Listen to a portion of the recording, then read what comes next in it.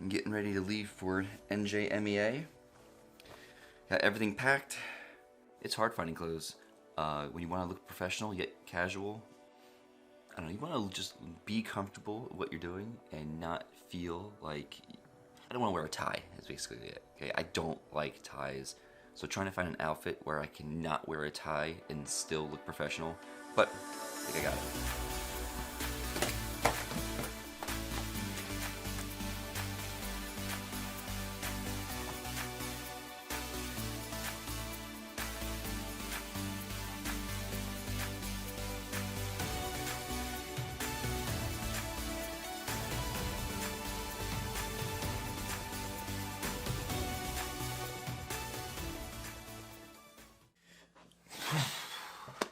Alright, so here is the dealio.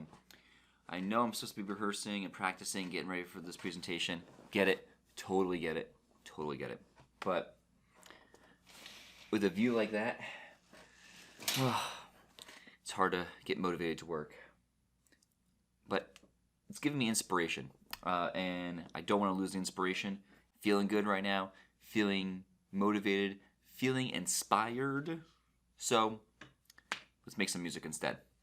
Alright, so I had this idea. Next week is Dr. Seuss week, or Read Across America week, book week, whatever. And I used to get all these emails from my superintendent and my administration saying, okay, we need to find ways to incorporate language arts or math or science. But we don't ask the math or science teachers to teach music, do we? I mean, we don't have them teach our subject. Why would we, right? Yeah. Anyway, so I had this idea of doing some cross-curriculum stuff here. I want to create a song that uses text from a book. And I got kind of motivated looking at the halftime show this past few weeks during the football game. So I want to use some of that old school style hip-hop music, the hip-hop style, as my inspiration. So we're going to create sort of an old style hip-hop beat with a nice little melody line, and then we're going to use some text from a book to rap over it. Something that I've noticed is that in these kind of hip-hop styles, the music is really not that important. Well, stop, time out, let me rephrase. The music doesn't need to be that complex, because really the most important thing is the lyrics. The complex part is the lyric, the rapping part. So we want to keep the music as simple as possible. So we don't need to worry about some kind of chord progression. We don't need to worry about some kind of crazy drum loop. In fact, what we're going to do is we're going to stay pretty much in just one chord the entire time. A lot of these hip-hop beats, they like to use a lot of suspended chords and a lot of suspended rhythms. Suspended chords give us room to move around. If we take an A minor chord, the 1, 3, 5, it would be A, C, E. A minor chord doesn't really give us too much motion. And I find that in rap music, they like to keep these chords nice and open and have room to move to give momentum to the next moving point. In this case, I'm thinking right now that I keep this open chord here, and when I want to suspend it, I can move up to the 6. So that kind of half step right there gives us that little suspension, that little bit of tension right there. Suspended rhythm means we want to hold out an extra beat before we move, meaning instead of going 1 and 2 and 3 and 4 and, we're going to hold out 3 beats, and then on the 4th beat make the motion. 1 and 2 and 3 and 4 and, it gives it that little bit more suspense. Where do we want to go? To another suspended chord, maybe keep it on the A, and now move it to the D. Go down to the 3rd. I like that. Simple, easy. You notice I'm not even moving off the A. So really, one hand is staying still, other hand's doing all the motion. Let's record it.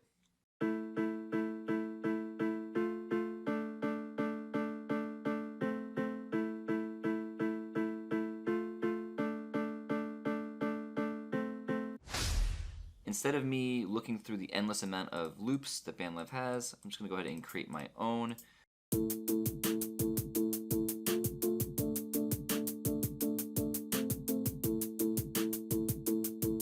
Yeah. Alright, we need a bass line now.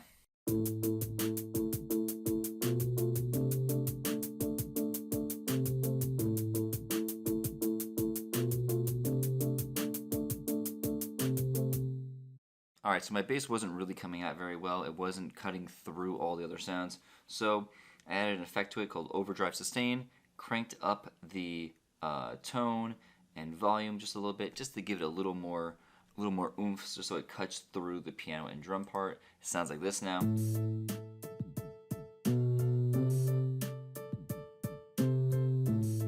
Oh yeah. Alright, so I got my piano, I got my bass, got my drums. All I need now is the lyrics. Again, when doing a hip-hop beat, the lyrics, the words, the rapping is the important part. So try to keep everything else just kind of laid back, out of the way. Less is more. Keep it simple. And like I said before, I want to incorporate some kind of literature, some kind of book for Read Across America to use as my lyrics for my rap sound here. So I'm going to use the book that has changed lives, the book that has changed the world, the book that has brought peace to the world. What is that? Woo! That's right. Chicka chicka boom boom. What did I say? What? What? I know. Alright. Maybe not the most exciting book, but at least it gets through the idea. And I think your students could easily read this book while rapping. Let's go ahead and stretch these sounds out a little bit so we have a beat to rap over and then record some vocals. Here we go. We got our vocals recorded, and you'll notice too, my vocals weren't cutting through the mix, so simply added a little preset to it, added a little effects, just added a little subtle gate. I talked about this in my last video of podcasting, where if you want to just have your vocals really cut through and be super clean, I just added one of the presets here. Subtle gate worked the best, and I kind of really just cranked up the makeup gang, so really my volume was going to be as loud as possible without it clipping. Alright, so I hope that you like this lesson. Now remember, if you wanted to have your students do this, you could have them create their own melody line, their own drum beat, their own bass line. None of this stuff was really that difficult. Again, I simply had one finger stay on the letter A and one hand was moving the entire time. So I think your students could totally recreate this entire song by themselves. However, if you want your students just to focus on the rap part, the lyric part, then recreate a song for them to just sing over. Make it simple, make it easy, and then have them choose any book that they wanted, whether it's a Dr. Seuss book or whatever kind of little kids book. Doesn't really matter. Something simple and easy, just so they can really kind of go through the book, and they don't need to record Harry Potter, But I think this is a fun lesson. Plus, you get bonus points for your administration saying that you're incorporating language arts. So what? Pound it. Alright, so hopefully you liked this lesson. If you liked it, give it a like and hit the subscribe button if you want to see more. I gotta go. I gotta actually get practice for this speech. So, see you then. Bye.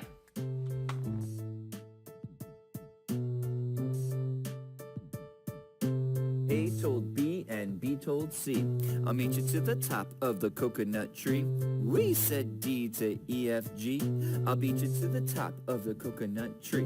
Chicka chicka boom boom, will there be enough room? Here comes H up the coconut tree. And I and J and tag along K, all on their way up the coconut tree. Chicka chicka boom boom, will there be enough room? Look who's coming, LMNOP and QRS and TUV, still more W and XYZ. The whole alphabet is up the oh no. Chicka chicka boom boom, skit scat do dat, flip flop flee. Everybody's running to the coconut tree. Mamas and papas and uncles and aunts hug their little dears, then dust off their pants. Help us up, cried ABC, next to the pile up skinny D, and stubbed toe E and patched up F. Then comes G, all out of breath. H is tangled up with I, and J and K are about to cry. L is knotted like a tie. M is looped, N is stooped. O is twisted, alley-oop. Skit, scat, do-dat, flip-flop, flee. Look who's coming, it's Black-Eyed P. Q, R, S, and loose-tooth T. Then U, V, W, wiggle, jiggle, free. Last to come, X, Y, Z, and the sun goes down on the coconut tree. But chicka chicka boom boom, will there be enough room? A is out of bed, and this is what he said. Dare, double dare, you can't catch me. I'll beat you to the top of the coconut tree. Chicka chicka boom boom, chicka chicka boom boom, chicka chicka boom boom, will there be enough room?